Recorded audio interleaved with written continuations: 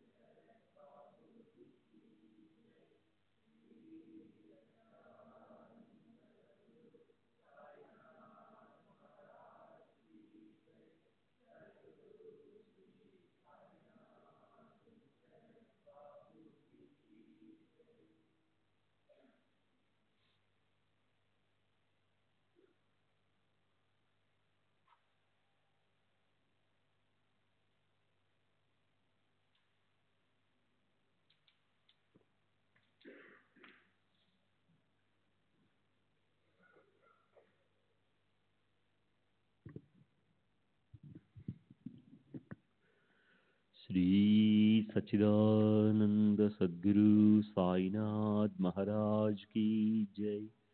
सद्गुरु श्री साईनाथ शरद बाबू जी की जय। శ్రీ సాయినాథాయ నమః.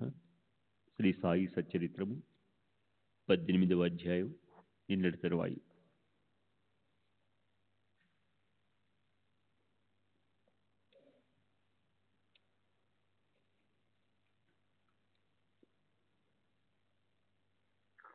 శ్రీ సాయి సత్పురుషులలో శ్రేష్ఠులు, పవిత్రులు. వారి నోటి నుంచే మంత్రాన్ని గ్రహించాలి.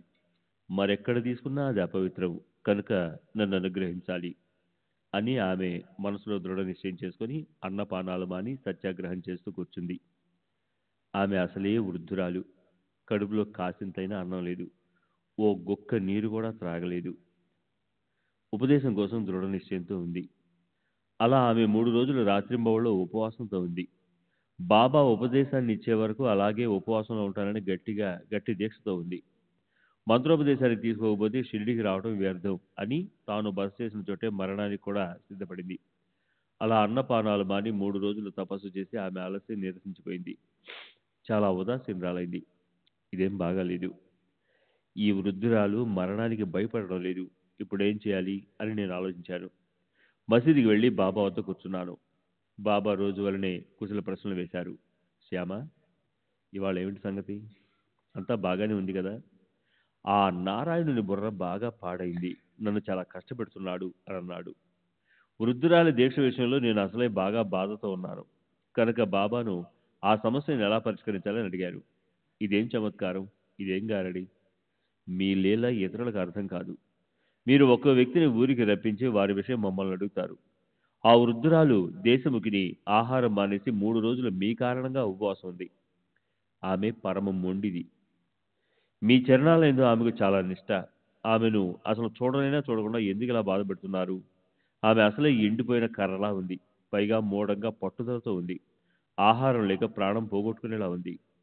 సాయిబాబా దర్శనానికి వృద్ధురాలు ఉపదేశం కొరకు వెళ్ళగా వారు ఆమెను కరుణించకుండా మరణానికి అప్పచెప్పారు అని లోకులంటారు. బాబా, ఇలాంటి అపవాదం రాకూడదు. ఆమెకు హితోపదేశం చేసి ఆమెను అనుగ్రహించండి, అపవాదును ఆపండి. శరీరంలో శక్తి లేక ప్రాణాలు నిలవక ఆమె మరణిస్తుంది. మీకు అపకీర్తి కలుగుతుంది. ఆమె కఠిన దీక్ష మాకు చాలా బాధగా ఉంది. దురదృష్టవశాత్తు ఆమె మరణిస్తే అనుచితమైన ఘటన సంభవిస్తుంది. ఆ వృద్ధురాలు మరణానికి సిద్ధమైంది. ఆమెను కరుణించకపోతే ఆమె బ్రతుకుతుందనుకోను. మీరు స్వయంగా ఆమెకు ఏదైనా చెప్పండి అని అన్నాను. ఈ అధ్యాయం ఇక్కడితో అయింది. మిగతా కథను వినాలన్న శ్రోతల కోరిక తర్వాతి అధ్యాయంలో ప్రేమరసపూరితమైన కథతో తీరుతుంది. ఆ వృద్ధురాలికి బాబా ప్రేమతో ఇచ్చిన హితోపదేశాన్ని శ్రద్ధగా శ్రవణం చేస్తే అజ్ఞానంతో చేసే పట్టుదల పారిపోతుంది. హేమాడు సాయి చరణాలకు శరణుజొచ్చి అనాయాసంగా భవాన్ని తరించడానికి శ్రవణంలో తత్పరులవ్వండి అని శ్రోతలకు నమస్కరిస్తున్నాడు. స్వస్తి శ్రీ సంతసజ్జన ప్రేరితము భక్త హేమాడు పంత విరచితమైన శ్రీ సాయి సమర్థ సచ్చరిత్రంలో మదనుగ్రహం అను 18వ అధ్యాయం సంపూర్ణం. శ్రీ సద్గురు సాయినాథార్పణమస్తు. శుభం భవతు. శ్రీ సచ్చిదానంద సద్గురు సాయినాథ్ మహారాజ్ की जय. सद्गुरु श्री साईनाथ निशरद बाबू जी की जय.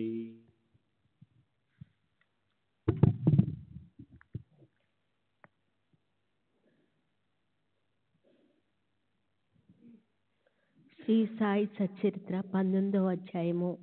శ్రీ గణేశాయ నమః, శ్రీ సరస్వతాయ నమః, శ్రీ గురుభ్యో నమః, శ్రీ కులదేవతాయ నమః, శ్రీ సీతా రామచంద్రోభ్యాయ నమః, శ్రీ సద్గురు సాయినాథాయ నమః. సాయి సూక్ష్మ కంటే అత్యంత సూక్ష్మము, మహత్ కంటే అత్యంత మహత్తు. ఆ బ్రహ్మస్తంభ పర్యంతము వస్తుజాలమంతా సాయియే. ఇటువంటి సద్వస్తువుకు రంగురూపాలతో ఒక ఆకారాన్ని ఇచ్చి చర్మ చక్షువులతో చూడాలని కోరిక కలిగింది. సూర్యోపాసకులు సూర్యునికి భక్తిభావంతో వత్తులతో హారతనిస్తారు. విఘ్నేశ్వరుని భక్తులు బెల్లంతో గణపతిని చేసి బెల్లం నైవేద్యం పెడతారు. సముద్రంలోని నీటిని దోశలతో తీసుకుని సాగరానికి అర్ఘ్యం ఇస్తారు. ఇవన్నీ గమనిస్తే అనుచితంగా ఉంటాయి. సూర్యదేవుడు సాగరుడు గొప్ప ప్రభావం కలవారు. భక్తుల భావాన్ని ఉదార స్వభావంతో చూస్తారు. వారు ఉచితానుచితాలను పట్టించుకోరు. భక్తుల గౌరవాన్ని నిలబెట్టడం వారి పని. సమానశీల వ్యసనోన్మేష సఖ్యం, ఇది సామాన్య సూత్రమైన శరీరము మరియు ఆత్మ యొక్క సంగమం పరమ అనివార్యం. ఇవి పరస్పరము భిన్న స్వభావం కలవి. అయినా రెంటికి విలక్షణమైన స్నేహం ఒకటి లేక మరొకటి విడిగా సుక్షణమైన ఉండలేవు. ఈ శరీరము నశించిపోయేదే, ఆత్మ నిర్వీకారము నశించనిది. అయినా రెంటికి అపారమైన ప్రేమ. అందువల్లనే ప్రపంచంలో చక్రభ్రమణ ఆత్మ మహాశక్తి కలది. దీనికంటే సూక్ష్మము అవ్యక్తము అదే ఆకాశము. ప్రకృతి లేదా వ్యక్తము, దానినే మాయ అని కూడా అంటారు. వీటన్నిటికన్నా పురుషుడు సూక్ష్మము. ఇంద్రియాలన్నిటికీ అక్కడే విశ్రామము. అంతిమ పరమగతి కూడా అదే. శుద్ధ బ్రహ్మం కూడా అదే. ఇటువంటి ఆత్మ నిర్వీకారి అయి ఉండి స్ఫటికంలాగా స్వచ్ఛమైనదే అయినా ఈ ప్రపంచంలో మాయతో మరియు కర్మలతో బంధింపబడినట్లు భాషిస్తుంది. స్ఫటికంలో ఎరుపు, నలుపు, పసుపు రంగులు ప్రతిబింబించిన స్ఫటికం మాత్రం అన్ని రంగుల కంటే వేరుగా ఉంటుంది, నిర్మలంగా విశేషంగా ఉంటుంది. ఎండమావుల్లోని నీరు, ముత్యపు చిప్పల్లోని వెండి, చుట్టుకొని ఉన్న త్రాడులో లేని పాము అభాస, త్రాటిపైన సర్పాన్ని ఆరోపించడం వాస్తవంగా అప్రమాణం. అట్లే నేను ఈ శరీరాన్ని అని అభిమానం కలిగి ఉండటము, ఏ బంధనము లేని ఆత్మకు మిథ్యా బంధనాన్ని కలిగించటము. దేహేంద్రియాలు, మనస్సు, ప్రాణము వీటన్నిటికంటే ఆత్మ విలక్షణమైనది. ఆత్మ స్వయం జ్యోతి, శుద్ధ చైతన్యము, ఆకార వికారాలు లేనిది. శరీరము, బుద్ధి, మనస్సు, ప్రాణము వీనిపై అభిమానం ఉన్నంత వరకు కర్తత్వ భోగత్వాల భావము, సుఖదుఖాల అనివార్యము. మట్టి విత్తనము ఎంత సూక్ష్మమైనది, దాని గర్భంలో మర్రి వృక్షము యొక్క శక్తి ఇమిడి ఉంది. ఆ వృక్షంలో అసంఖ్యాకమైన విత్తనాలు, వానిలో కోట్లాది వృక్షాలు ఉంటాయి. ఇలా ప్రతి మట్టి విత్తనంలో ఒక్కొక్క మర్రి వృక్షం ఉంటుంది. ఇది ప్రళయాంతం వరకు గోచరిస్తుంది. విశ్వం కూడా ఇట్లే ప్రత్యక్షంగా కనిపిస్తుంది. దీన్ని శ్రద్ధగా అవలోకించండి. నిర్భయత్వాన్ని, స్వస్థత్వాన్ని, ముక్తత్వను, స్వాతంత్ర్యాన్ని, పరమాత్మ ప్రాప్తిని పొందటమే జీవితానికి సాఫల్యత. మానవ జన్మ యొక్క ధ్యేయం ఇదే. జ్ఞానం లేకుండా మోక్షం లేదు, విరక్తి లేకుండా జ్ఞానం కలగదు. ప్రపంచము అశాశ్వతమని మనస్సుకు అనిపించినంత వరకు విరక్తి కలగదు. ఈ ప్రపంచము అనిత్యమని తెలుసుకునేలోగా విశ్వాభాస దృష్టికి గోచరమవుతుంది. దానివల్ల బాటసారి ఎటుపోవాలో తెలియక మధ్యలో తడబడతాడు. ఈ విశ్వభాష ఇలాంటిది. శుద్ధ జ్ఞాన స్వరూపమైన పరమాత్మ యందు మాయ విలాపం మిథ్య. ప్రపంచంలో ఉద్భవించే ఒక స్వప్నం లాంటిది. దీని కొరకు వ్యర్థమైన ప్రయాస ఎందుకు? స్వప్నం నుండి జాగ్రత్తావస్థకు రాగానే స్వప్నం మాయమైపోతుంది. అందువల్ల ఆత్మస్వరూపంలో స్థిరపడిన వారు ప్రపంచంలోని విషయ సుఖాలను కోరుకోరు. ఆత్మ ఒక్కటే అన్న జ్ఞానం మరియు ఆత్మ యొక్క యథార్థ జ్ఞానం లేకుండా శోకమోహాది బంధనాలను విడిపించుకోవడానికి ఆత్మ జాగృతి తప్ప అన్యోపాయం లేదు. సాధనాలన్నిటిలో జ్ఞానమే శ్రేష్టమైనప్పటికీ బాబా అహోరాత్రులు సర్వసాధారణంగా భక్తి మార్గాన్ని అవలంబించాలని ఉపదేశించేవారు. జ్ఞాన మార్గము యొక్క మహిమను తెలుపుతూ ఆ మార్గము రామాఫలం సమానమని, భక్తి మార్గము స్వల్ప సాధనతో కూడుకొని మధుర రసంతో ఉన్న సీతాఫలాన్ని సేవించడం లాంటిదని చెప్పేవారు. భక్తి స్వచ్ఛమైన సీతాఫలం వంటిది. జ్ఞానము పరిపక్వమైన రామఫలం వంటిది. ఒకటిని మించి మరొకటి సువాసనలతో మధుర రసంతో ఉంటాయి. రామఫలాన్ని కోసి పండిస్తే దానిలోని గుజ్జు వగరుగా ఉంటుంది. చెట్టుపైనే పండే వరకు ఓపికగా ఉన్న వారికి అది మధురంగా ఉంటుంది. రామఫలము చెట్టుపైన పరిపక్వమైతేనే అది మధుర రసంతో ఉంటుంది. నేలపైన పండిస్తే వగరుగా ఉంటుంది. చెట్టుపైన పండించటాన్ని ఎరిగిన వారే దాని రుచిని ఆస్వాదించగలరు.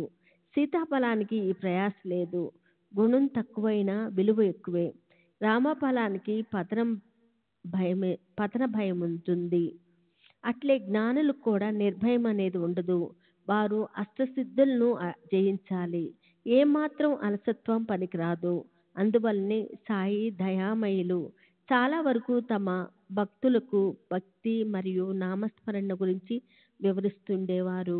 శ్రీకృష్ణ భగవానుడు జ్ఞానం కంటే ధ్యానం శ్రేష్టమైందని అర్జునుడికి చెప్పాడు. అట్లే సాయిబాబా కూడా భక్తుల భవబంధాలను విడిపోవటానికి ఇదే సాధన చెప్పారు. శ్రీ సచ్చిదానంద సద్గురు సాయినాథ్ మహారాజ్ కి జై. సద్గురు శ్రీ సాయినాథ్ సరే బాబూజీకి జై.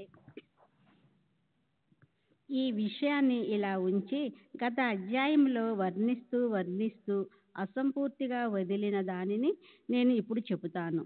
శ్రోతల్లారా శ్రద్ధగా వినండి.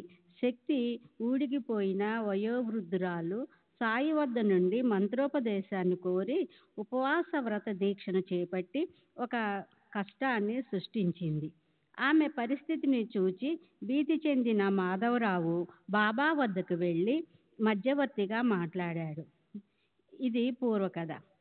సాయి యొక్క సంకల్పాలను ప్రకాశింపచేసే ఈ చరిత్ర అనే జ్యోతి వెలిగింది. దీని వెలుగు భక్తులకు మార్గదర్శకమై వారికి యోగ్యమైన మార్గము లభించుగాక. బాబా ఆజ్ఞానుసారము మాధవరావు నాకు చెప్పాలని ఆరంభించిన సుందరమైన కథను మరలా మనవి చేస్తాను. వృద్ధురాలి నిగ్రహాన్ని చూచి బాబా ఆమె మనసును మార్చి ఆమెను అనుగ్రహించిన అభినవ కథ. బాబా ఆ స్త్రీని ప్రేమతో పిలిపించి, అమ్మా, నువ్వెందుకు ఇలా సత్యాగ్రహాన్ని చేస్తున్నావు? మరణించాలని ఎందుకు అనుకుంటున్నావు? బాబా ఎవరినైనా ప్రౌఢ స్త్రీని అమ్మ అని, పురుషులను కాక, బాబు, బాయి అని మధురంగా పిలిచేవారు. వారి అంతరంగము ఎంత ప్రేమమయమో వారి పలుకులు కూడా అట్లే మంజులం. దీనదయాలు అయిన శ్రీ సాయి దీనదర్భులు యందు కరుణ కలిగి ఉంటారు. ఆమెను పిలిచి తమ ఎదుట కూర్చుండబెట్టుకుని తమ గురుత్వం యొక్క గుప్తమైన తాళం చెవిని ప్రేమగా ఆమె చేతికిచ్చారు. ప్రపంచంలోని దుఃఖాలను ఉపశమింపజేయటానికి, భక్త చకోరుల దప్పికను తీర్చడానికి చిత్తులైన సాయి కురిపించిన ఆనంద రసాన్ని సేవించండి. అమ్మా, నిజం చెప్పు, ఇలా ఎందుకు నీ ప్రాణానికి ముప్ప తెచ్చుకున్నావు? నేను రొట్టె ముక్కలను అడుక్కునే ఫకీరును మాత్రమే. నాపై దయ చూపించు. నేను నిజంగా నీ బిడ్డను, నీవు తల్లివి. పరమ సుఖాన్ని కలిగించే ఒక విషయాన్ని నీకు చెబుతాను, శ్రద్ధగా విను. మా గురువు గొప్ప ఔలియా, దయామయుడు. నేను వారు సేవ చేసి అలసిపోయాను. కానీ వారు నా చెవిలో ఏ మంత్రాన్ని ఉపదేశించలేదు. వారిని ఎన్నడూ వదిలిపెట్టకూడదని నా దృఢమైన నిశ్చయము. ఎంత శ్రమపడైనా వారి నోటి నుండి మంత్రాన్ని గ్రహించాలని నా కోరిక. కానీ వారు ముందు నన్ను దోచుకున్నారు. 2 పైసలనే యాచించారు. వానిని నేను వెంటనే ఇచ్చేశాను. మంత్రాల కొరకు ఎంతగానో ప్రార్థించాను. మా గురువు ఏ కోరికలు లేనివారు. వారికి 2 పైసలతో ఏం పని? శిష్యులను డబ్బు అడిగే వారిని నిష్కాములని ఎలా అనగలము అని సందేహించకండి. వారికి వ్యవహారకమైన పైసలపై కోరిక లేదు. వారికి పైసల ఆలోచనే లేదు. వారికి కాంచనముతో ఏం పని? వారు అడిగినవి 2, శ్రద్ధ మరియు సహనము. ఇవే 2 పైసలు, వేరే ఏవీ కావు. నేను వానిని అప్పుడే ఇచ్చేశాను. దానితో గురుమాత ప్రసన్నులయ్యారు. అమ్మా, ధైర్యమే సహనం. దీనిని ఎప్పుడూ దూరం చేసుకోకూడదు. ఎప్పుడైనా సరే ఏ కఠిన సమస్య ఎదురైనా ఇదే తీరానికి చేరుస్తుంది. పురుషులలోని పౌరశక్తి అయిన ఈ సహనము పాప తాప దైన్యాలను నివారిస్తుంది. యుక్తి ప్రయుక్తులతో ఆపదలను తొలగిస్తుంది. భయభీతులను నెట్టివేస్తుంది. కీర్తి ప్రతిష్టను కలిగించేది ఈ సహనమే. ఇది కష్టాలను తరిమివేస్తుంది. ఇది ఎవరికి అంతు పట్టనిది, ఆలోచనలకు అందనిది. సహనము సద్గుణాలకు గని, సద్విచారాలకు రాణి. శ్రద్ధ మరియు సహనము ఈ 2 స్నేహంగా ప్రాణానికి ప్రాణంలా ఉండే అక్కా చెల్లెళ్ళు. సహనం లేకపోతే మనుషుల పరిస్థితి దైన్యము. గొప్ప పండితుడైన, గుణవంతుడైన సహనము లేని జీవితము వ్యర్థము. గురువు మహాసముద్రులైన కేవలము శిష్యుల ప్రజ్ఞానాన్ని, గురుచరణాలలో ప్రబల నిష్ఠ, దృఢమైన శ్రద్ధను, ధైర్యాన్ని, సహనాన్ని ఆపేక్షిస్తారు. రాయిని మరియు రత్నాన్ని రెండిటిని చక్కగా అరగదీస్తే 2 బాగా మెరుస్తాయి. రాయి రాయిగానే ఉంటుంది, మణి మణిలా ప్రకాశిస్తుంది. మెరవటానికి రెండిటిని ఒకేలా అరగతీయాలి. రాయి రత్నం యొక్క తత్వాన్ని గ్రహించగలదా? మణి వలె తేజస్సుతో ప్రకాశించగలదా? రాయి తన స్వభావానుసారము నున్నగా కాగలదు. నేను 12 సంవత్సరాలు గురువు పాదాల వద్ద ఉన్నాను. చిన్నవాణ్ణి అయినా నన్ను గురువు పెద్దవాణ్ణిగా చేశారు. అక్కడ అన్న వస్త్రాలకు ఏం లోటు లేదు. వారికి నాపై ఎంతో ప్రేమ. వారు మూర్తిభవించిన భక్తి ప్రేమ. వారికి శిష్యులపైన వాస్తవమైన ప్రేమ. మా గురువుకు సమానమైన గురువు అరుదు. ఆ సుఖాన్ని, వైభవాన్ని వర్ణించ సఖ్యము కాదు. వారి ప్రేమను ఎలా వర్ణించను? వారిని చూడగానే జ్ఞానముతో కళ్ళు మూసుకుంటాయి. మేము ఉభయులము ఆనందంలో మునిగిపోయేవారం. నేను ఇతర వస్తువులను చూడటము ఎరగను. నేను అహర్నిశలు ప్రేమగా గురుముఖావలోకనమే చేసేవాణ్ణి. నాకు ఆకలి దప్పలి ఉండేవి కావు. గురువు లేకపోతే మనసు అస్వస్థగా ఉండేది. వారు తప్ప వేరే ధ్యాస లేదు, వేరే లక్షణము లేదు. రోజు వారొక్కరినే స్మరించేవారిని. గురువు యొక్క కౌశలము అద్భుతం. ఇదే మా గురువు ఆపేక్షించినది. ఇంతకంటే వేరే ఏదీ కోరిక లేదు. వారు నన్నెప్పుడు ఉపేక్షించలేదు. వారు ఎప్పుడు నన్ను కష్టాల నుండి రక్షించేవారు. నన్ను ఒకప్పుడు వారి పాదాల వద్ద, మరొకప్పుడు సముద్ర తీరానికి అవతల ఉంచేవారు. అయినా వారి సాన్నిధ్యము, సుఖం దూరము కాకుండా నన్ను కృపాదృష్టితో చూచుకునేవారు. తాబేలు తన పిల్లలకు దృష్టి ద్వారానే ఆహారం సమకూర్చేలా మా గురువు పద్ధతి కూడా అట్లే కృపాదృష్టితో పోషిస్తారు. శ్రీ సచ్చిదానంద సద్గురు సాయినాథ్ మహారాజ్ కీ జై. సద్గురు శ్రీ సాయినాథుని శరత్ బాబూజీకి జై. అమ్మా, ఈ మసీదులో కూర్చొని చెప్తున్నాను, ప్రమాణపూర్వకంగా నమ్ము. గురువు నా చెవిలో ఏమీ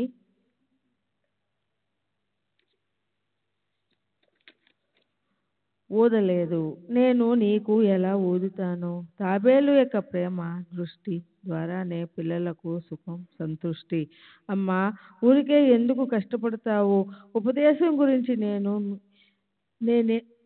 ఉపదేశం గురించి నేనేమీ ఎరుగను.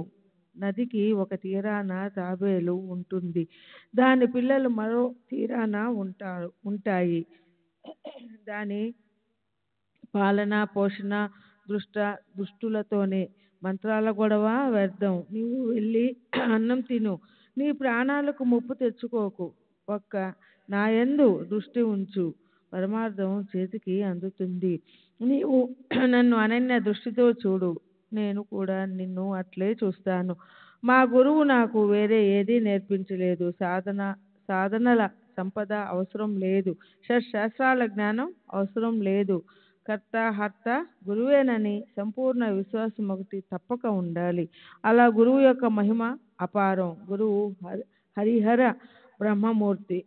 వారి శక్తిని తెలుసుకున్నవారు ఒక్కరే త్రిజగాలలో ధన్యులు. బాబా ఆ విధంగా ఆ వృద్ధురాలికి బోధించగా ఆమె మనసులో విషయం బాగా నాటుకుంది. బాబా చరణాలపై శిరస్సు నుంచి ఆమె తన దీక్షను వదిలింది. ఆ కథనంతా విని ఆమె యొక్క సమర్పణ బుద్ధిని తెలుసుకొని ఆ కథలోని సార్థకతకు నా మనసులో ఆశ్చర్యం, ఆనందం కలిగాయి. బాబా యొక్క ఈ లీలలను గని పరమానందంతో కంఠం గద్గమయ్యింది. ప్రేమోద్వేగంతో శరీరం రోమాంచితమయ్యింది. బాబా బోధన అంతరంగంలో బాగా నాటుకుంది. నా గద్గద కంఠాన్ని చూచి మాధవరావు ఏమిటి అన్నా సాహెబ్ ఊరికే మౌనంగా కూర్చుండిపోయారెందుకు? శరీరం పులకితమైంది కదూ. బాబాకు సంబంధించిన ఇటువంటివి అనేక కథలున్నాయి, నేను ఎన్నని చెప్పను అని మాధవరావు చెప్తూ ఉండగా గంట మ్రోగడం వినిపించింది. ప్రతిరోజు మధ్యాహ్న భోజనానికి ముందు భక్తులు మసీదుకి వెళ్ళి కూర్చుంటారు. బాబాకు విధిపూర్వకంగా గంధ అక్షంతలతో ఆజ్ఞాపాద్యాది పూజను చేస్తారు. అటు తరువాత బాబు సాహెబ్ జోగు భక్తి ప్రేమలతో పంచహారతిని ఇస్తాడు. భక్తులంతా హారతిని పాడుతారు. ఆ హారతి సమయాన్ని తెలుపుతూ గంట గనగనమని మ్రోగసాగింది. నా మనసులోని సంశయం పోయింది. మేము మసీదుకు బయలుదేరాం. మధ్యాహ్న సమయంలోనే ఈ హారతిని పురుషులు, స్త్రీలు కలిసి చేస్తారు. స్త్రీలు మసీదు పైన, పురుషులు క్రింద మండపంలో ఉండేవారు. తాళాలు, తప్పెట్లు, మంగళ వాయిద్యాలు మరుగుతూ ఉండగా ఉచ్చ స్వరంతో, ఉల్లాసంతో, ఆనందంగా అందరూ హారతి పాడుతారు. మేము మండప ద్వారం వద్దకు వెళ్ళాం. హారతి ఘనంగా జరుగుతుంది. పురుషులు మెట్ల వద్ద గుమికూడి ఉన్నారు. పైకి వెళ్ళడానికి స్థలం లేదు. హారతి పూర్తి అయ్యే వరకు కిందనే ఉండి తరువాత భక్తులతో పాటు బాబా వద్దకు వెళ్ళవచ్చు అని నా ఆలోచన. నేను అలా అనుకున్నా. మాధవరావు మెట్లు ఎక్కి నా చెయ్యి పట్టుకొని నన్ను కూడా బాబా వద్దకు లాక్కొని వెళ్ళాడు. బాబా తమ స్థానంలో నిశ్చలంగా కూర్చుని పిలుస్తున్నారు. వారి ఎదుట జోగు ఎడమ చేత్తో గంట వాయిస్తూ పంచారతిని ఇస్తున్నాడు. అలా ఆ హారతి సమయంలో మాధవరావు బాబా యొక్క కుడివైపున కూర్చుని నన్ను బాబా ఎదురుగా కూర్చోబెట్టాడు. శాంతమూర్తి సత్పురుషులలో శిరోమణి అయిన బాబా మంజుల స్వరంతో, శ్యామారావు నాకు దక్షిణగా ఏమిచ్చాడు అని అడిగారు. బాబా, ఇదిగో శ్యామారావు ఇక్కడే ఉన్నాడు, దక్షిణకు బదులుగా నమస్కారాలను ఇస్తాను, అవే నేను బాబాకు అర్పించే 15 రూపాయలు అని అన్నాడు అని చెప్పాను. సరే, మీరు ఉభయులు ముచ్చటించుకున్నారా? మీరు ఏం మాట్లాడుకున్నారో అదంతా నాకు చెప్పు. నమస్కారాలు కదా, అలా ఉండని. అతనితో మాట్లాడిందంతా ఏమిటో నాకు వినిపించు అని వారనగా, జరిగిన వృత్తాంతాన్ని బాబాతో చెప్పాలని నాకెంతో ఉత్సాహంగా ఉంది. కానీ గట్టిగా హారతి చప్పుడు నాలోని పరమానందాన్ని నా పెదవుల నుండి ప్రవహించింది. తలగడకు ఆనుకొని కూర్చున్న బాబా నా మాటలు వినడానికి ముందుకు జరిగారు. నేను కూడా ముందుకు జరిగి చెప్పనారంభించాను. బాబా, అక్కడ విన్న వృత్తాంతం మనసుకు మధురంగా అనిపించింది.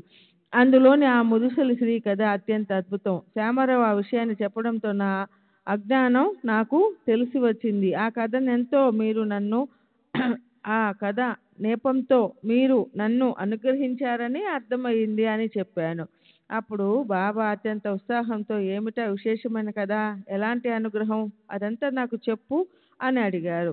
అప్పుడే తాజాగా విన్న కథ, పైగా నా మనసులో బాగా నాటుకుంది. ఉన్నది ఉన్నట్లు మనవి చేశాను. అది విని బాబా ప్రసన్నులైనట్లు కనిపించారు. అలా నేను చెప్పిందంతా బాబా శ్రద్ధగా విని వెంటనే నాతో ఈ విషయాన్ని బాగా గుర్తుంచుకో అని చెప్పారు. మరలా ఎంతో ఉత్సాహంగా, నీవు విన్న కథ నిజంగా మధురంగా ఉందా, నీ మనసుకు బాగా పట్టిందా, నిజంగా సార్థకత అనిపించిందా అని అడిగారు. బాబా, ఆ కథాశ్రవణంతో నా మనసులోని వేదన తొలగిపోయి శాంతి కలిగింది, నాలోని ఆవేదన తొలగింది, నాకు నిజమైన మార్గం తెలిసింది అని చెప్పాను. అప్పుడు బాబా, మా పద్ధతి విశిష్టమనేది, ఈ ఒక్క కథను బాగా గుర్తుంచుకుంటే చాలా ప్రయోజనం కలుగుతుంది. ఆత్మను తెలుసుకోవడానికి జ్ఞానం అవసరం, జ్ఞాన ప్రాప్తికి ధ్యానం చేయాలి, ఆ ధ్యానమే ఆత్మానుష్ఠానం. దాని ద్వారానే మనోవృత్తి శాంతిస్తుంది. కోరికలన్నిటిని వదిలి జీవులలో ఉన్న పరమాత్మను ధ్యానించాలి. ధ్యానం సరిగ్గా కుదిరినప్పుడు ఆత్మ ప్రాప్తిస్తుంది.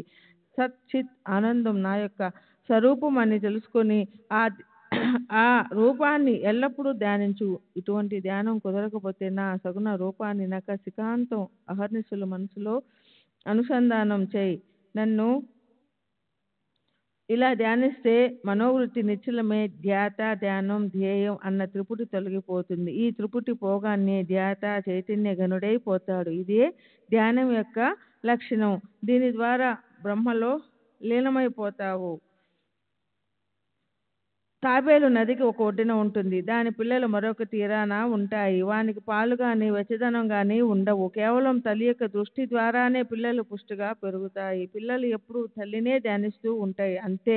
వానికి ఇంకేమి చేయవలసిన అవసరం లేదు. పాలు కానీ వేరే ఆహారం కానీ అవసరం లేదు. తల్లి చూపులే వారికి పోషణ. ఈ కూర్మ వృష్టి ప్రత్యక్ష అమృత వృష్టి, పిల్లలకు స్వానంద పుష్టి. అట్లే గురు శిష్యులలో ఐక్యత సృష్టి. సాయి నోటి నుండి వచ్చిన ఈ వచనాలు ముగిసేసరికి హారతి చప్పుడు ఆగి, శ్రీ సచ్చిదానంద సద్గురుకి జై జై అంటూ అందరూ కేకలు వేశారు. శ్రీ సచ్చిదానంద సద్గురు సాయినాథ్ మహారాజ్ కి జై. సద్గురు శ్రీ సాయినాథుని శరత్ బాబూజీకి జై.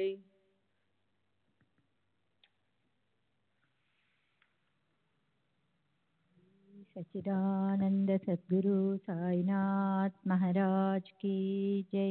सद्गुरु श्री साईनाथ निसरत बाबूजी की जय. నీరాజన ఉపాచారాలు విస్తారమైన హారతి ముగిశాయి.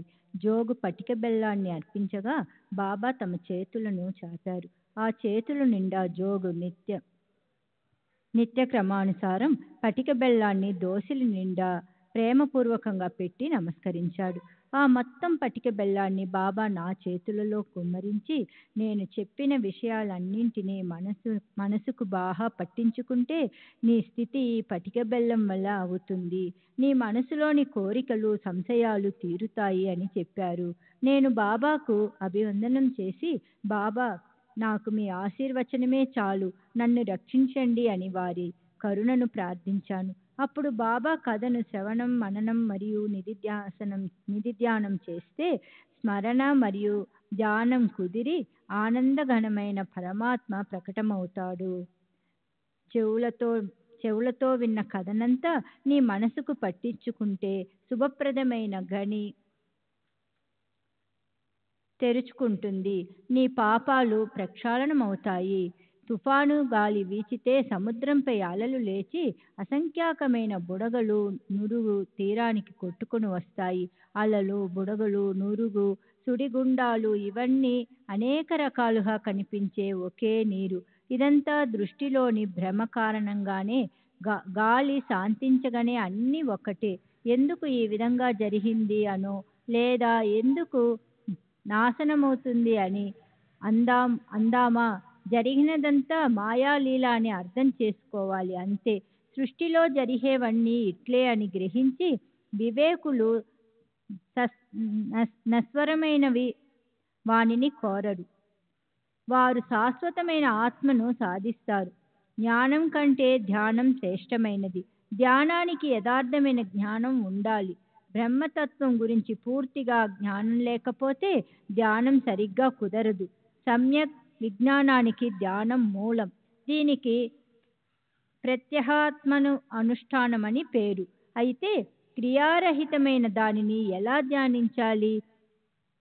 ప్రత్యేగాత్మయే ఈశ్వరుడు మరియు ఈశ్వరుడే గురువు. ముగ్గురిలో అణుమాత్రమైన భేదం లేదు. వారిని వేరువేరుగా చూచిన వారు నష్టపోతారు. నిధి ధ్యాస పరిపక్వమైతే ధ్యాత ధ్యానం ఒక్కటి అయిపోతే నివాత దీప కలికవల చిత్తం శాంతిస్తుంది. అదే సమాధి. ఏ కోరికలు లేక సర్వ జీవులలోనూ ఒక్క పరమాత్మయే అని మరియు ఒక్క ఆత్మ తప్ప రెండవ వస్తువు ఏది లేదని అద్వితీయ జ్ఞానంతో నిర్భయం కలిగితే అప్పుడు ఆత్మ ధ్యానం కుదురుతుంది. అజ్ఞానం వలన చేసే కర్మ బంధనాలతో సంబంధం తొలగిపోతుంది. విధి నిషేధాలు నిర్బంధాలు వదిలిపోతాయి. అప్పుడు మోక్షంతో కలిగే ఆనందాన్ని అనుభవిస్తారు. ఆత్మ అసలు ఉందా లేదా? ఉంటే అంతటా ఒక్కటే ఉందా? లేక వేరు చోట్ల వేరువేరుగా ఉందా? ఆత్మ కర్తయా లేక కర్మలు చేసేదా? ఏ కర్మలు చేయనిదా అని ముందుగా షట్శాస్త్రాలు వెదికి తెలుసుకోవాలి. ఆత్మ ఒక్కటే అన్న ప్రత్యక్ష అనుభవ జ్ఞానమే జ్ఞానానికి పరాకాష్ట. అక్కడే మోక్షం మరియు పరమానంద ప్రాప్తి. అందునికి ఏనుగును గూర్చి వర్ణించటానికి బృహస్పతి వంటి వక్తను తీసుకుని వస్తే మాత్రం అతని వాక్చాతుర్యం ఏనుగు రూపాన్ని చూపించగలదా? అట్లే వాక్కుకు అతీతమైన దానిని వర్ణించ వీలు కాదు. వక్త యొక్క నోరు అందుని చెవులు అతనికి చూపుని ఇవ్వగలదా? ఏనుగు స్వరూపాన్ని చూడటానికి అందునికి ఉపయోగపడేవి నిజంగా నేత్రాలే కదా. మరి ఆ నేత్రాలు లేనప్పుడు అందుడు ఏనుగుని ఎలా చూడగలడు? అట్లే గురువు దివ్య నేత్రాలను ప్రసాదించినప్పుడే జ్ఞానప్రాప్తి. సాయి స్వరూపం యథార్థ జ్ఞానం. వారు మూర్తీభవించిన పరిపూర్ణ జ్ఞానం అని తెలుసుకోవటమే వారి ధ్యానం అనుష్ఠానం. అదే వారి దర్శనం. అజ్ఞానం నుండి, కోరికల నుండి, కర్మ బంధనాల నుండి విమోచనం కావాలంటే వేరే ఇతర సాధనలు లేవు. దీనిని బాగా తెలుసుకోవాలి. సాయిబాబా మీవారు కాదు, మావారు కాదు. వారు సర్వ జీవులలో ఉండే పరమాత్మ. సూర్యుడు సకల జగానికి సంబంధించినట్లు బాబా అందరికీ చెందినవారు. ఇప్పుడు వారి మాటలను వినండి. సర్వసాధారణమైన అవి అమూల్యమైనవి. వానిని ఎప్పుడూ స్మరణయందు ఉంచుకుంటే ఫలప్రదం. పూర్వజన్మ రుణానుబంధం లేకుండా ఎవరు ఎక్కడికి వెళ్ళనే వెళ్ళరు. మానవులే కాదు, పశు పక్షులు కూడా అంతే. అందుచేత ఎవరిని పొమ్మని తరమకండి. వచ్చేపోయే వారిని ఆదరించండి.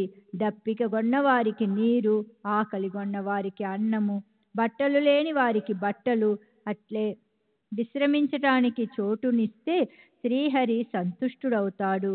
ఎవరికైనా డబ్బు అవసరమైనప్పుడు ఇవ్వటానికి నీ మనసు సందేహిస్తే ఇవ్వవద్దు, కానీ వారిపై కుక్కలా అరవకు. ఎవరైనా 100 మాటలన్నా సరే స్వయం కఠినంగా బదులివ్వకు. నిరంతరం సహనాన్ని వహిస్తే అపారమైన సుఖం కలుగుతుంది. ప్రపంచం తల క్రిందులైనా మనం వెనక ముందు కాకూడదు. నిశ్చలంగా మన స్థలంలోనే ఉండి తమాషాను చూడాలి. నీకు నాకు మధ్యనున్న గోడ పడగొట్టేసి చూడు. అప్పుడు రాకపోకలకు ప్రశస్తమైన మార్గం ఏర్పడుతుంది. నేను నువ్వు అను భేద బుద్ధియే గురు శిష్యుల మధ్యనున్న గోడ. దానిని పడగొట్టకపోతే అద్వైత స్థితి లభించదు. అల్లా మాలిక్, అతడు కాక రక్షకుడు ఎవ్వరూ లేరు. అతని లీల అలౌకికం, అంతులేనిది, అర్థం కానిది.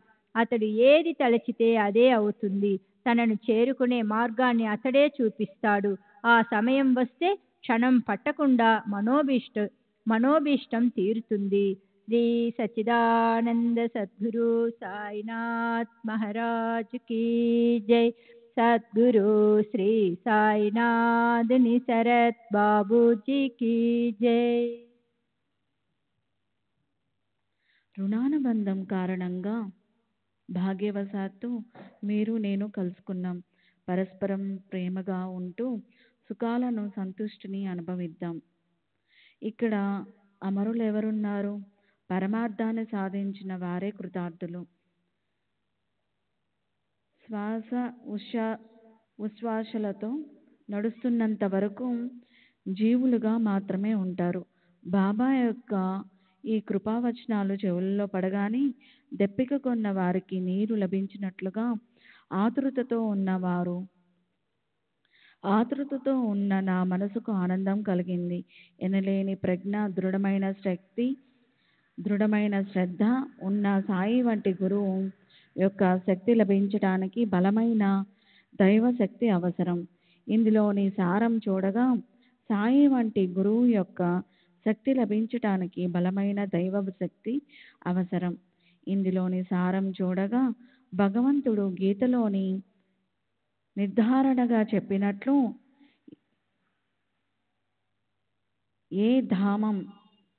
యథామం అంటే సర్వభారాలు కర్మలపైనే. కర్మ యథా శృత, కర్మను ఎలా అభ్యాసం చేస్తే అలా హితం కలుగుతుంది. ఇదే ఈ అధ్యాయంలోని ఉద్దేశం. ఇదే ఇందులోని బోధామృతం. అనన్యాన్ చింతయంతో మాం, ఇదే భగవద్గీతలోని మర్మం. అనన్య భావంతో ఆరాధించే వారి యోగక్షేమాలను గోవిందుడు చూస్తాడు. ఈ మధుర ఉపదేశాలను విని దేవాన్ భావయథానేనా అన్న స్మృతి వచనం స్మరణకు వచ్చింది. భగవంతుని భక్తిగా ఆరాధిస్తే అతడు మిమ్మల్ని ప్రేమిస్తాడు. నీవు బాగా ప్రయత్నం చేయి. పాలను అంటే ఫలితాన్ని గురించిన చింతను వదిలిపెట్టు. పాలగిన్నె పట్టుకొని నేను మీ వెనకే నిలబడి విన్నాను అని చెబితే ప్రయత్నం నేనే చేస్తాను, పాలగిన్నెను మీరే ఖాళీ చేయించాలి అని అంటారేమో. అటువంటిది నాకు తెలియదు. చేసే పనిలో దక్షత ఉండాలి అన్న బాబా యొక్క ఈ ప్రతిజ్ఞావాణిని ప్రమాణపూర్వకంగా తలచి ప్రవర్తించే వారెవరైనా సరే ఇహపర సుఖాలగని లభించినట్లు భావించాలి. ఇప్పుడు శ్రోతలకు మరో విన్నపం. ఒక క్షణం సుస్థిరమైన మనస్సుతో బాబా నా నిశ్చయాన్ని బలపరిచిన స్వానుభవ కథ వినండి. అనుగ్రహ దానం చేసిన విషయాన్ని వినండి. వారిని అనన్యంగా శరణుజొచ్చి భక్తి యొక్క కౌతుకాన్ని అవలోకించి ఆ పైన సాయి యొక్క లీలా విశేషాన్ని నిత్య నూతనంగా అనుభవించండి. ప్రాతకాల సమయం నిద్ర నుండి మేల్కొనగానే మనసులో నుంచి ఆలోచన తరంగాలు లేస్తే దాన్ని మరింతగా బలపరచాలి. ఆ వృత్తిని పోషిస్తే అత్యంత సంతోషం కలుగుతుంది. బుద్ధి కూడా వికసిస్తుంది. మనసుకు ప్రసన్నత కలుగుతుంది. అవి ఒక సత్పురుషుని వచనం. దీని అనుభవపూర్వకంగా తెలుసుకోవాలనిపించింది. అట్లే అనుభవమై శాంతి లభించి అది వింతగా తోచింది. షిరిడీ వంటి పవిత్ర క్షేత్రంలో గురువారం వంటి మంగళకరమైన రోజు రామనామాన్ని అఖండ ఆవర్తనం చేయాలన్న సంకల్పం కలిగింది. బుధవారం రాత్రి శయ్యపైన శరీరం నిద్రావశమై వరకు మనస్సును రామనామ స్మరణలో ఉంచి అదే ధ్యాసతో ఉన్నాను. ప్రాతకాలం మేల్కొనగానే మనసుకు రామనామం గుర్తుకు వచ్చింది. దాంతో జిహ్వకు సార్థకమైంది. మనసులోని ఆలోచనలను నిశ్చయం చేసుకున్నాను. ముఖం కడుక్కొని శుచి అయిన దొరికిన పూలను పట్టుకొని సాయి యొక్క ప్రాతः దర్శనానికి వెళ్ళాను. దీక్షితుని భవనం దాటి బూటీ యొక్క వాడ బయట నుండి వెళుతుండగా ఒక ఔరంగాబాద్ సుందరమైన ఒక పద్యాన్ని మధురంగా పాడుతుండగా విన్నాను. ఆ పద్యాన్ని ఓవి రూపంలో చెప్పాలనిపించే పద్యంలోని స్వాభావికమైన మాధుర్యం పోతుంది. శ్రోతలు ఆనందించలేరు. అందువల్ల మొత్తం పద్యాన్ని అక్షరం గానం చేస్తాను. దానివల్లే ప్రేమామయులైన శ్రోతలు ఆ పద్యంలోని ఉపదేశాన్ని గ్రహించి ఆనందిస్తారు. శ్రీ సచ్చిదానంద సద్గురు సాయినాథ్ మహారాజ్ की जय. सद्गुरु श्री साईनाथ शरद बापू जी की जय.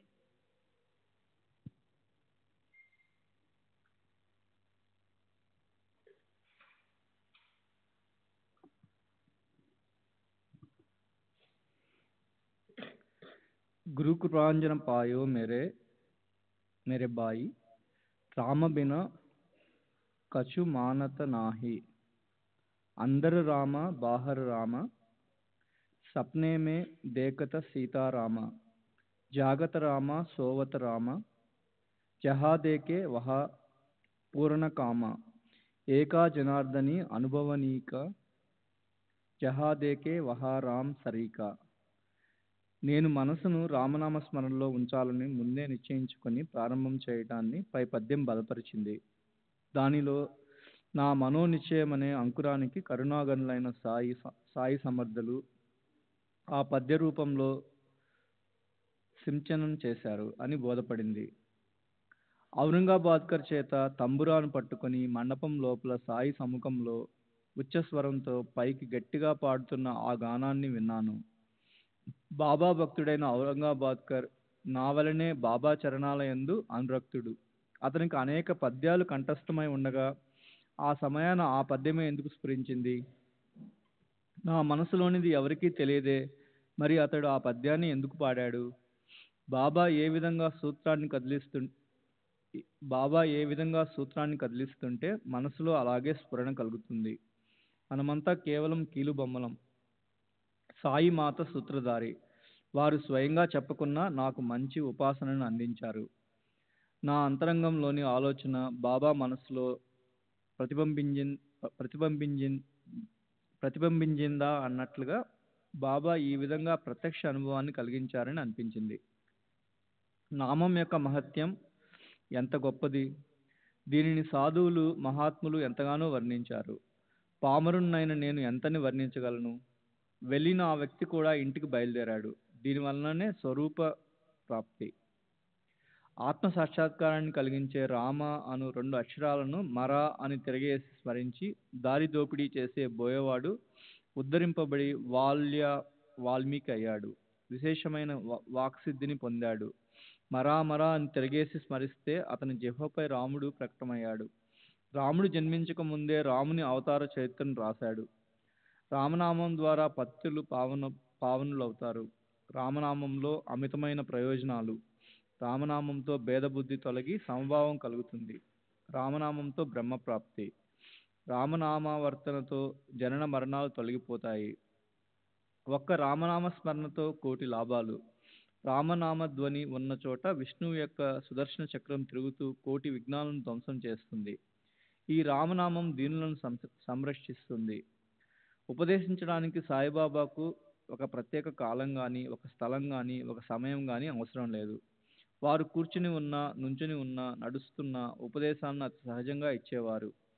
ఈ విషయంలోని ఒక మధురమైన కథను శ్రోతలు శ్రద్ధగా శ్రవణం చేస్తే సాయి యొక్క దయ మరియు వారి సర్వవ్యాపకత్వం అర్థమవుతుంది. శ్రీ సచ్చిదానంద సద్గురు సాయినాథ్ మహారాజ్ కీ జై. సద్గురు శ్రీ సాయినాథ్ నిశర బాబూజీకి జై.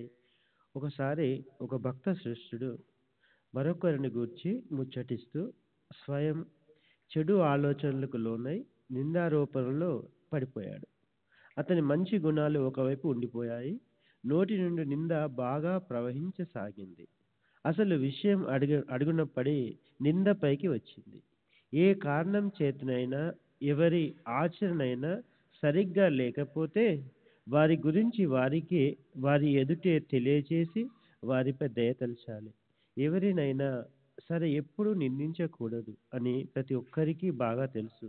అయినా ఎంత నిగ్రహించుకున్నా ఆ స్వభావం పొట్టులో అణిగి ఉండదు.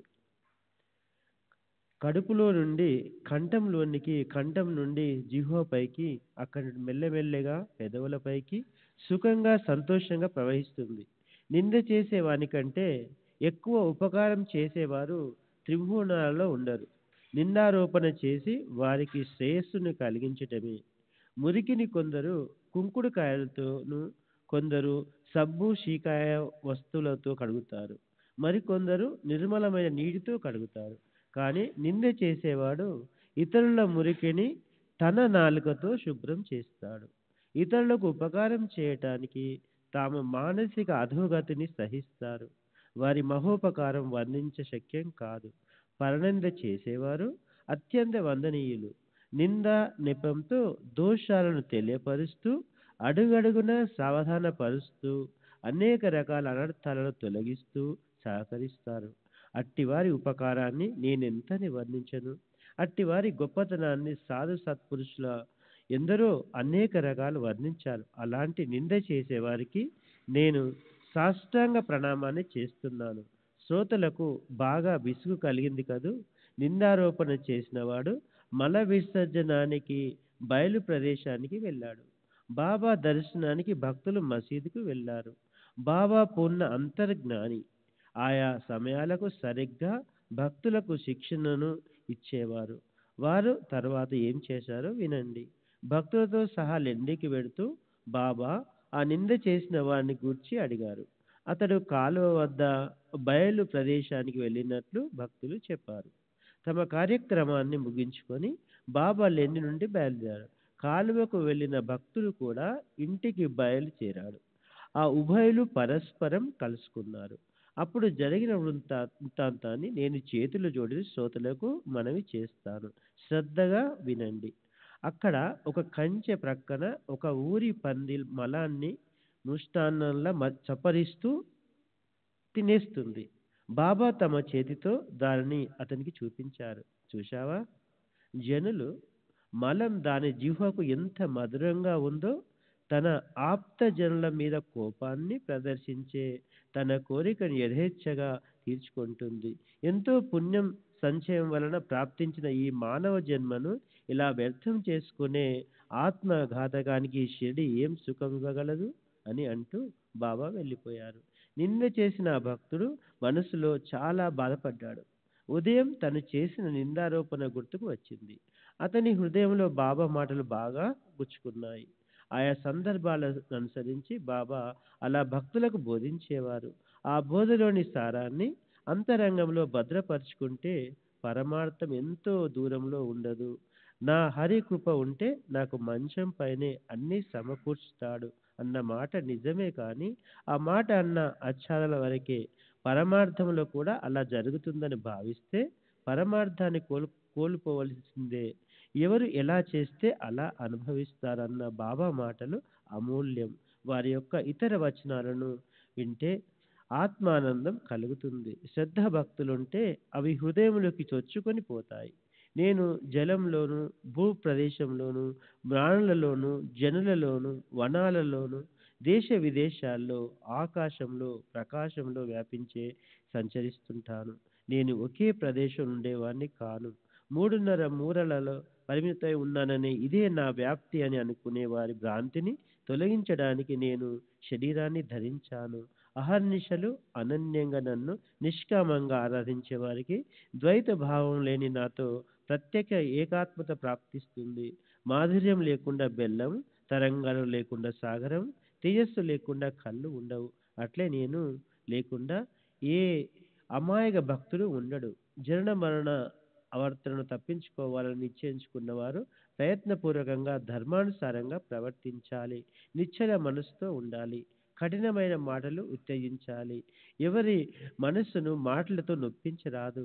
ఎల్లప్పుడూ పరిశుద్ధ కర్మలయందే నిరతులై ఉండాలి. మనస్సును స్వధర్మంలో ఉంచాలి. మీ మనోబుద్ధులను నాకు సమర్పించి నన్ను ఎల్లప్పుడూ స్మరించండి. ఇలా చేస్తే శరీరానికి ఎప్పుడు ఏం జరిగినా మమ్మాటికి ఏ భయం ఉండదు. అనన్యంగా నా యందు దృష్టి ఉంచి నా కథలను వర్ణించేవారు, వినేవారు ధన్యులు. నా స్మరణ తప్ప అన్య ఆలోచనలేవి లేకుండా ఉంటే చిత్తం పరమాత్మ లీనమైపోతుంది. నా శరణు పొందు, నా నామాన్ని స్మరించని అందరికీ బాబా చెప్పారు. దానితో పాటు నేను ఎవరు అని తెలుసుకోవడానికి శ్రవణ మరణాలను ఆజ్ఞాపించారు.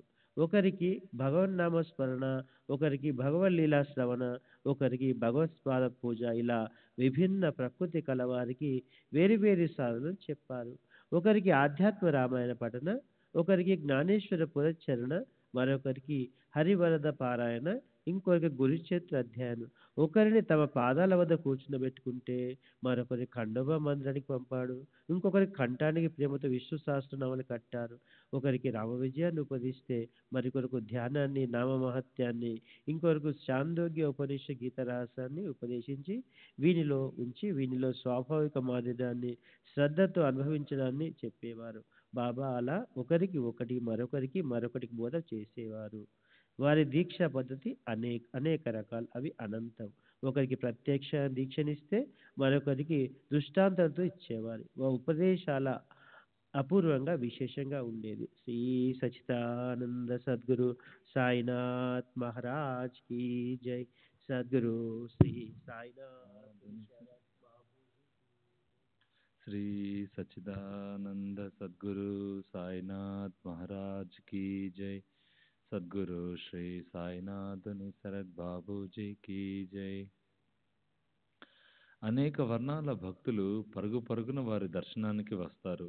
మద్యపానం పైన ప్రీతి ఉన్న వారి స్వప్నంలోకి వెళ్ళేవారు. వారి వక్షస్థలం పైన కూర్చొని కాళ్ళు చేతులు గుండెను బాగా ఒత్తిపట్టి వారు మరలా మద్యం ముట్టుకోమని ప్రమాణం చేస్తే గాని వారిని విడిచిపెట్టేవారు కాదు.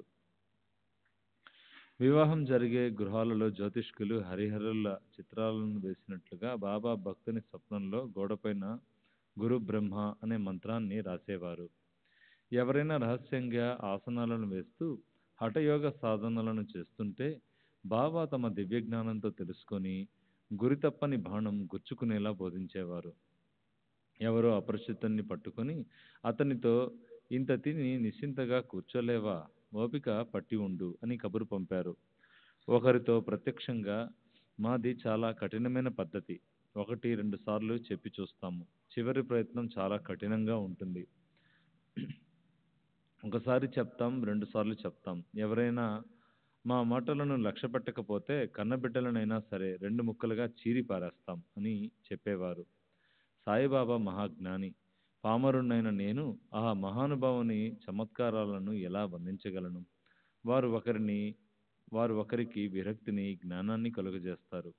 ఒకరికి సద్భావాన్ని, భక్తిని కలుగజేస్తారు. ఒకరికి ప్రపంచ వ్యవహారాలలో నడుచుకునే పద్ధతిని, ప్రశస్తమైన రీతిలో శిక్షణనిస్తారు. ఉదాహరణకు విచిత్రమైన ఒక సంఘటనను శ్రోతలకు చెప్తాను. ఒకసారి మిట్ట మధ్యాహ్నం అప్పుడు బాబా మనసుకు ఏం తోచిందో తెలియదు కానీ వారు అకస్మాత్తుగా రాధాకృష్ణబాయి ఇంటి పక్కకు వచ్చారు. వారి వెంట కొందరు భక్తులు ఉన్నారు. అప్పుడు బాబా వెళ్ళి నిచ్చెనను పట్టుకురండి అని అనగానే వెంటనే ఒకరు వెళ్ళి నిచ్చెనను తెచ్చిపెట్టారు. దానిని బాబా ఆ ఇంటిపైకి వేయించారు. స్వయం కప్పు పైకి ఎక్కారు. మనస్సులో వారి ఉద్దేశం ఏమిటో ఎవరికీ తెలియదు. వామన్ గోంద్కర్ని ఇంటి కప్పుకు నిచ్చెనను వేయించి తాము స్వయంగా చరచరా ఇంటి కప్పు పైకి ఎక్కారు. అక్కడి నుండి ఆ ఇంటికి ఆనుకొని ఉన్న రాధాకృష్ణ ఆ బాయి ఇంటి కప్పును దాటుకుంటూ వెళ్ళారు.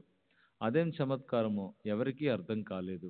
అప్పుడు రాధాకృష్ణబాయి తీవ్రమైన చలి జ్వరంతో అనారోగ్యంతో ఉంది.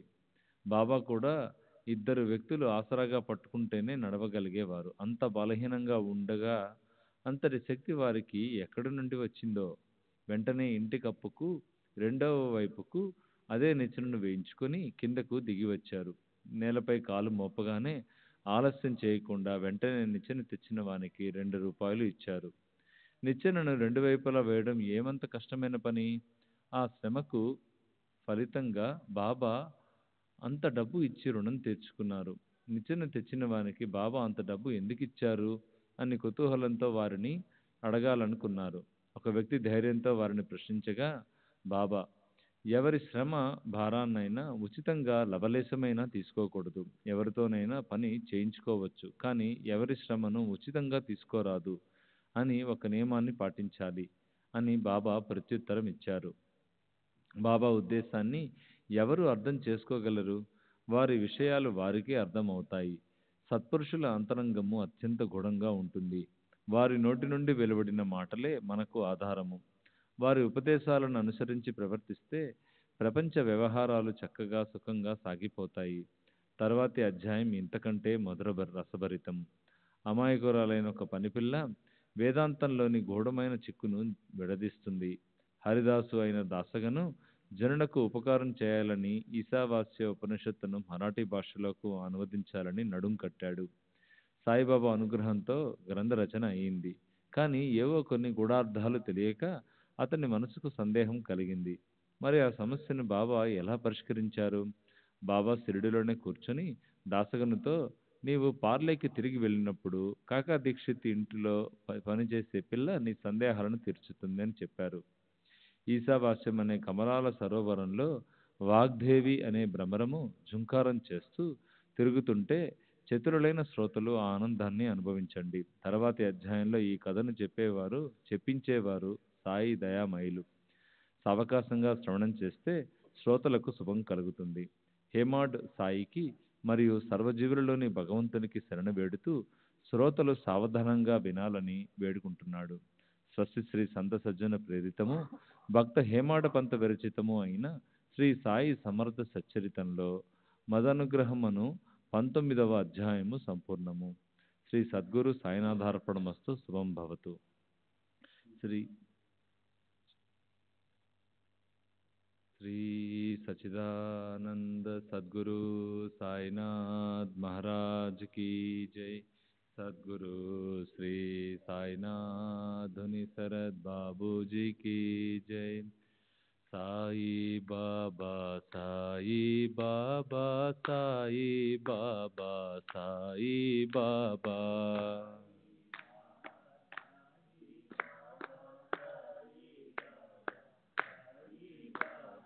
साई बाबा साई बाबा साई बाबा साई बाबा.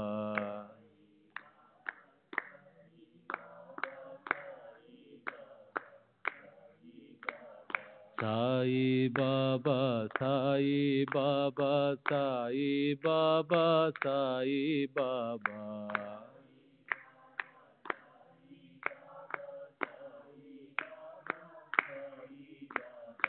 साई बाबा साई बाबा साई बाबा साई बाबा.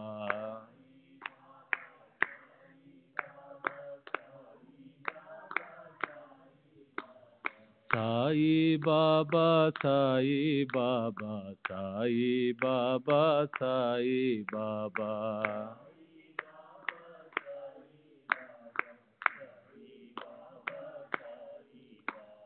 साई बाबा साई बाबा साई बाबा साई बाबा.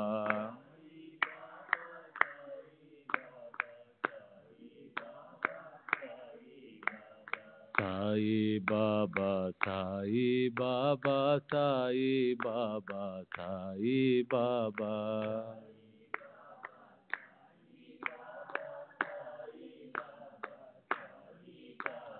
సాయి బాబా సాయి బాబా సాయి బాబా సాయి బాబా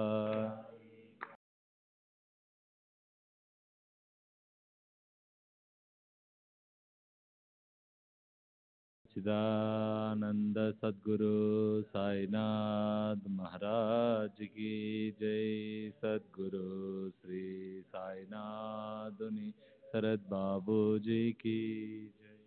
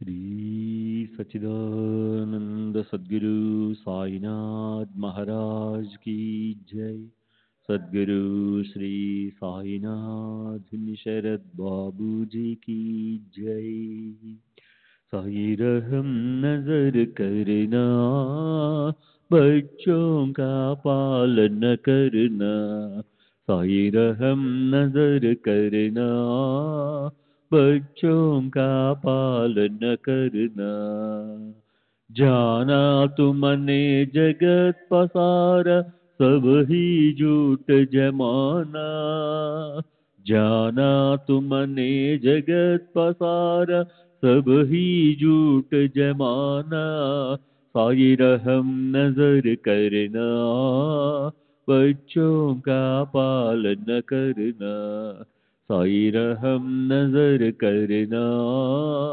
बच्चों का पालन करना मैं अंधा हूँ बंदा आपका मुझसे पथ दिखलाना मैं अंधा हूँ बंदा आपका मुझसे पथ दिखलाना साई रहम नजर करना बच्चों का पालन करना साई रहम नजर करना बच्चों का पालन करना दास गणों कहे अब क्या बोलूं थक गई मेरी रसना दास गणों कहे अब क्या बोलूं थक गई मेरी रसना साई रहम नजर करना बच्चों का पालन करना साई रहम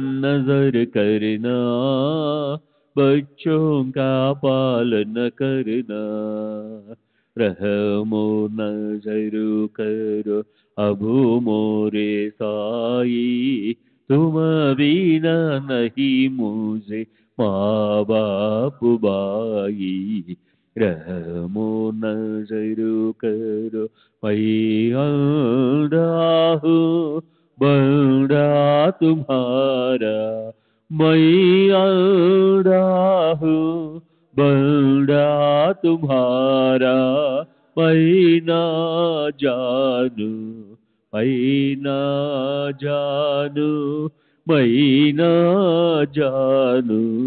अल्लाह इलाही रहमो नजर करो, रहमो नजर करो। अबू मोरे साई तुम बिना नहीं मुझे माँ बाप बाई, रहमो नजर करो। काली जमाना मैंने गमाया, काली जमाना मैंने गमाया। साथी आखिर का, साथी आखिर का, साथी आखिर का तुम बिना कोई, रहमो नजर करो, रहमो नजर करो। अबू मोरे साई तुम बिना नहीं मुझे माँ बाप बाई, रहमो नजर करो। अपने मस्जिद का झाड़ू गड़ो है, अपने मस्जिद का झाड़ू गड़ो है।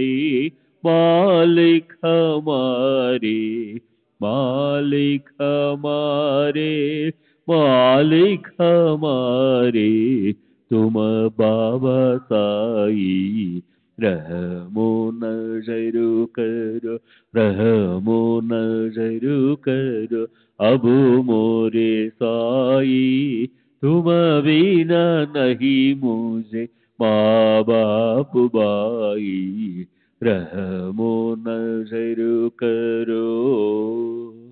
श्री सच्चिदानंद सद्गुरु साईनाथ महाराज की जय।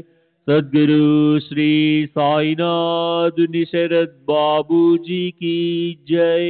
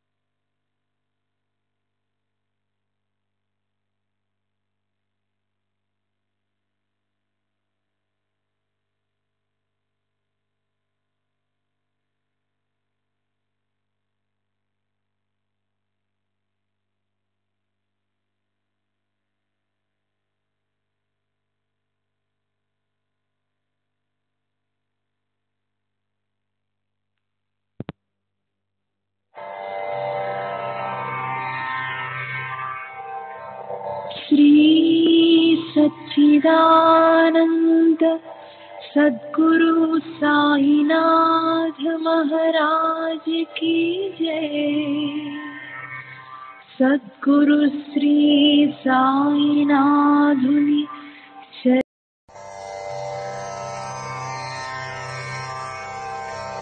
श्री सच्चिदानंद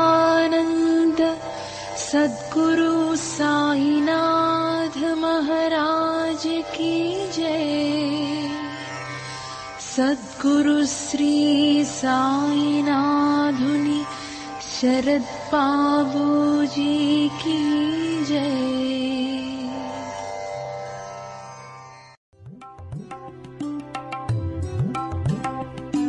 साई बाबा, साई बाबा।